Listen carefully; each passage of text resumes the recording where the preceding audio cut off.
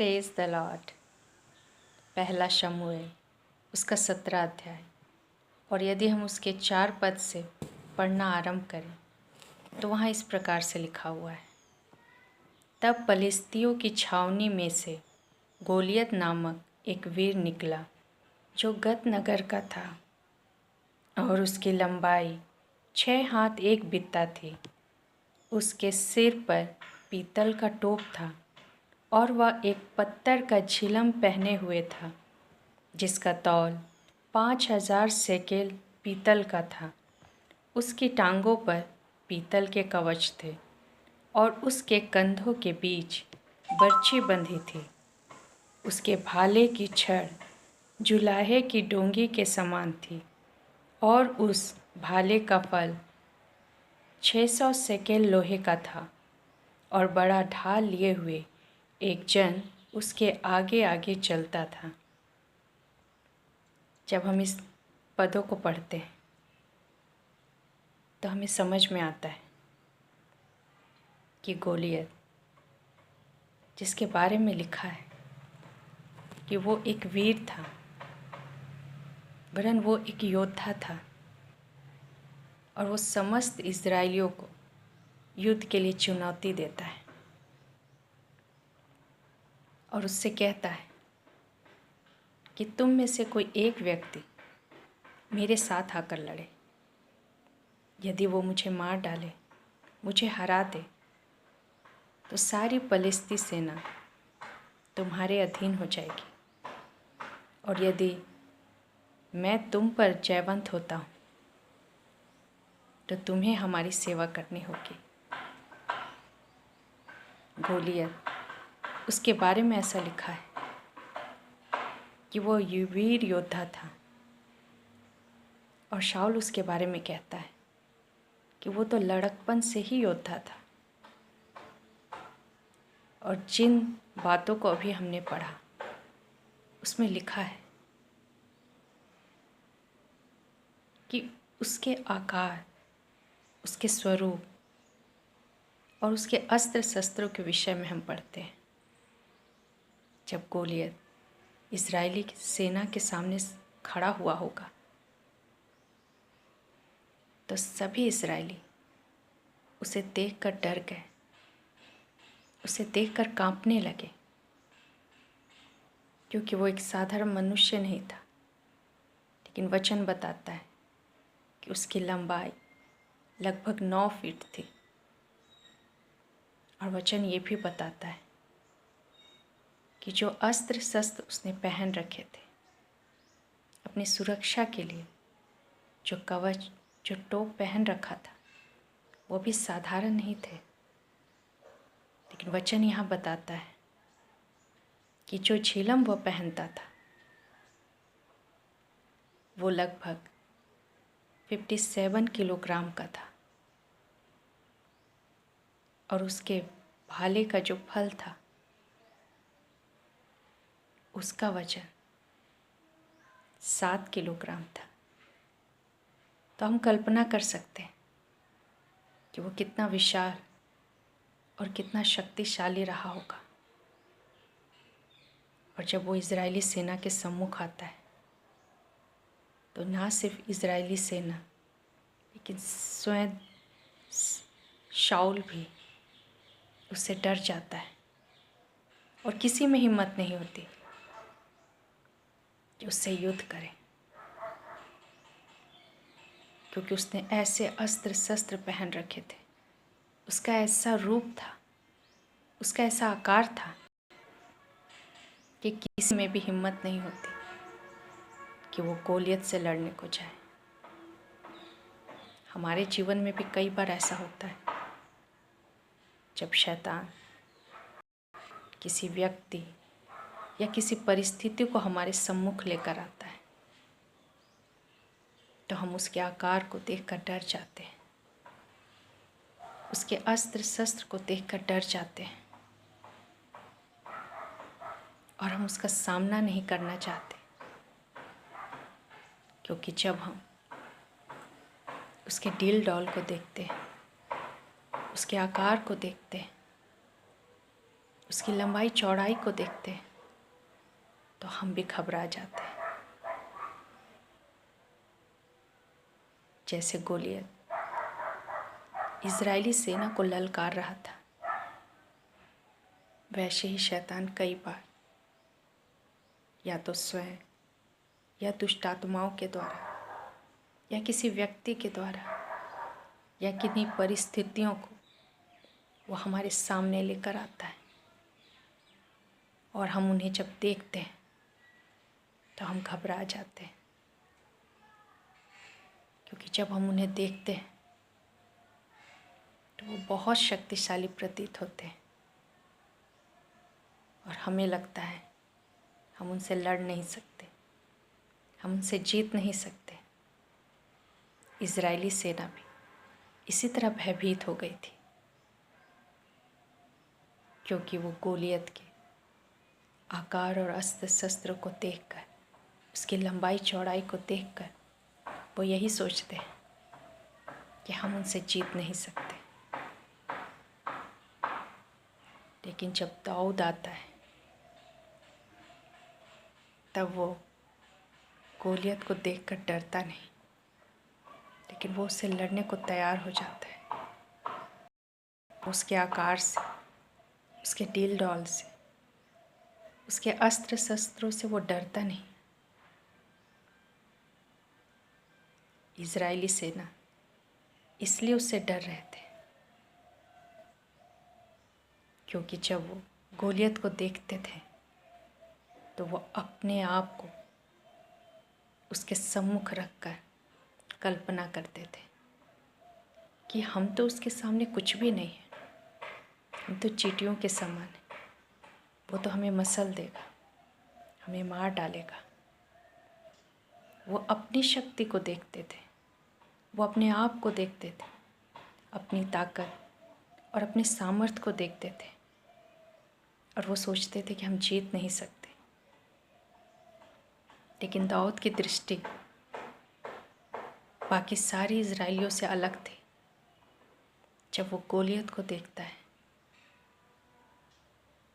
तो वो गोलियत के आकार,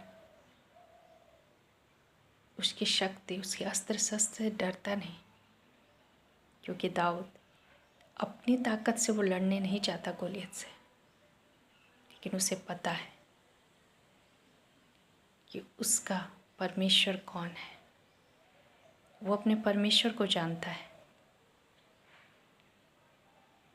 वो जीवित परमेश्वर को, यहोवा को वो पहचानता था, इसलिए वो गोलियत से नहीं डरा। क्योंकि बीते समय में इसी परमेश्वर ने, हमारे परमेश्वर यहोवा ने उसे ऐसी सामर्थ्य दी थी कि वो शेर और भालुओं को भी मार डालता था। दाऊद जो एक साधारण सा चरवाहा था, जब वो जंगल में अपनी भेड़ बकरियों को चराया करता था,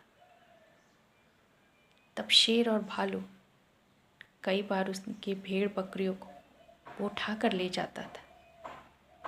तब दाऊद उनका पीछा करता था और शेर और भालू को अपने हाथों से मार डालता था। ये वो अपनी ताकत से नहीं करता था, लेकिन परमेश्वर की सामर्थ्य के द्वारा, यहोवा के नाम को लेकर वो युद्ध में जाता था और शेर और भालुओं को मार डालता था। दाऊद बहुत अच्छे से जानता था कि उसमें ऐसी सामर्थ्य नहीं कि वो शेर और भालुओं को मार सके, लेकिन उसे पता था उसे सामर्थ्य देने वाला परमेश्वर यहोवा है। वो उसके नाम से शेर और भालुओं को मार डालता था। वो खुद पर नहीं, ना अपनी ताकत पर, ना अपनी सामर्थ्य पर उसे घमंड था, लेकिन उसका विश्वास, उसका घमंड यहोवा परमेश्वर पर था। और उसने कई बार परमेश्वर की सामर्थ्य को महसूस किया। परमेश्वर के सामर्थ्य के द्वारा शेर और भालुओं को वो मार डालता था। और इस बार भी जब वो गोलियत के सामने खड़ा हुआ तो वो जानता था युद्ध मेरा नहीं लेकिन यहोवा परमेश्वर का है, वो लड़ेगा। दाऊद को पता था कि जिस प्रकार यहोवा परमेश्वर ने उसे शेर और भालुओं से लड़ने की और उन्हें मार डालने की सामर्थ्य दी है, वही परमेश्वर आज भी गोलियत को मारने में उसकी मदद करेगा। वो उसकी सामर्थ्य में होकर लड़ेगा और यहोवा परमेश्वर उसे सामर्थ्य देगा आज भी। और जिस प्रकार वो शेर और भालुओं को मार डालता था, परमेश्वर के नाम को लेकर, उसकी सामर्थ्य को लेकर, वो आज भी ऐसा कर सकता है। इसलिए वो गोलियत को देखकर डरा नहीं, लेकिन बाकी इज़राइली और स्वयं राजा साउल, जो कि वो अपने आप को देख रहे थे और अपने सम्मुख खड़े हुए गोलियत को, जो एक दानव के समान उन्हें ललकार रहा था, जब वो उन्हें देखते थे तो उनका मन कच्चा हो जाता था। दाऊद कोई योद्धा नहीं था, वो एक साधारण चरवाहा था, लेकिन वो ये जानता था कि मेरा परमेश्वर कौन है और वो क्या कर सकता है। और उसी यहोवा के नाम को लेकर वो गोलियत से युद्ध करने जाता है। और ना सिर्फ वो युद्ध करता है, ना सिर्फ उसे हराता है, लेकिन उसे मार भी डालता है। हमारे जीवन में भी जब शैतान कई प्रकार की परिस्थितियों को जब वो लेकर आता है, या कई गंभीर बीमारियों को लेकर आता है, या कुछ लोगों को, या कुछ ऐसे संकटों को, कुछ ऐसी बातों को जो हमें बहुत बड़े दिखाई देते हैं, और हम सोचते हैं हम इसे लड़ नहीं सकते, हम इसे जीत नहीं सकते। जब हम डॉक्टर की रिपोर्ट को देखते हैं तो वो हमें गोलियत के समान बहुत विशाल दिखाई देता है। जब हम अपनी आर्थिक परिस्थितियों को देखते हैं तो सोचते हैं ये काफ़ी नहीं है, मैं अपने जीवन की आवश्यकताओं को, अपनी ज़रूरतों को मैं कैसे पूरा करूँगा। और ये हमें गोलियत के समान बहुत शक्तिशाली दिखाई देते हैं। कई बार बहुत सारी बुरी लतें या नशे की आदत हमें गोलियत के समान दिखाई देती। कुछ ऐसे पाप, कुछ ऐसी बातें जो हमारे जीवन में हमें गोलियत के समान दिखाई देती, और हम सोचते हैं कि हम इसे जीत नहीं सकते। इसलिए हम लड़ने के लिए भी आगे नहीं आते, अपने कदम पीछे हटा लेते, क्योंकि हम अपनी सामर्थ्य को देखते हैं, अपनी परिस्थितियों को देखते हैं, लेकिन हम यहोवा परमेश्वर की ओर देखना भूल जाते हैं। हम यहोवा के नाम को लेना भूल जाते हैं। हम भूल जाते हैं कि हम उस परमेश्वर की आराधना करते हैं जो स्वर्ग और पृथ्वी का बनाने वाला है, जो इस सारी सृष्टि का मालिक है। हम उसकी ताकत को भूल जाते हैं, उसकी सामर्थ्य को भूल जाते हैं। इसलिए बहुत सारी चीज़ों से हम हार जाते हैं, बिना लड़े, बिना युद्ध किए, क्योंकि हम स्वयं को देखते हैं और अपनी परिस्थितियों को देखते हैं। और जब तुलना करते हैं तो हम पाते हैं हमारी परिस्थितियाँ बहुत विशाल है और हम उसके सामने टिक नहीं सकते। लेकिन यदि हम दाऊद की तरह अपनी शक्ति पर नहीं, अपनी बुद्धि पर नहीं, लेकिन अपने परमेश्वर यहोवा पर दृष्टि करें, उसके नाम को लेकर यदि हम युद्ध में उतरे तो जीत हमारी होगी। क्योंकि हम युद्ध अपनी ताकत पर नहीं लड़ते और ना अकेले लड़ने जाते हैं, लेकिन हम यहोवा के नाम को लेकर युद्ध में उतरते हैं। और जब यहोवा हमारे साथ है, जब यहोवा हमारा युद्ध लड़ता है, तो हम किसी से हार नहीं सकते, ना किसी गोलियत से, ना किसी परिस्थिति से, ना किसी बीमारी से, ना किसी बुरी लत से, ना दुष्ट आत्माओं से, ना शैतान से। कोई भी चीज़ हमें हरा नहीं सकती यदि हम परमेश्वर के नाम को लेना सीख जाए, परमेश्वर के नाम को उठाना सीख जाए और परमेश्वर की सामर्थ्य में होकर अपने युद्धों को लड़ना आरंभ करें। हम ये ना देखें कि बीमारी कितनी बड़ी है, हम ये ना देखें कि परिस्थितियाँ कितनी कठिन हैं, हम ये ना देखें कि हमारे सामने कौन व्यक्ति खड़ा है, लेकिन हम यहोवा परमेश्वर को देखें।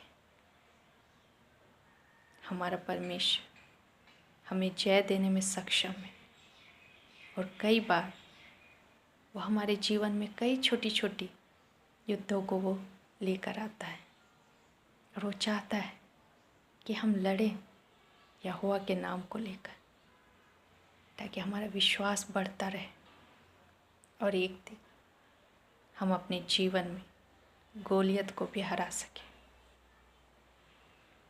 हमारा परमेश्वर जो हमें जय देने के लिए तैयार है, लेकिन यदि हम लड़ेंगे ही नहीं,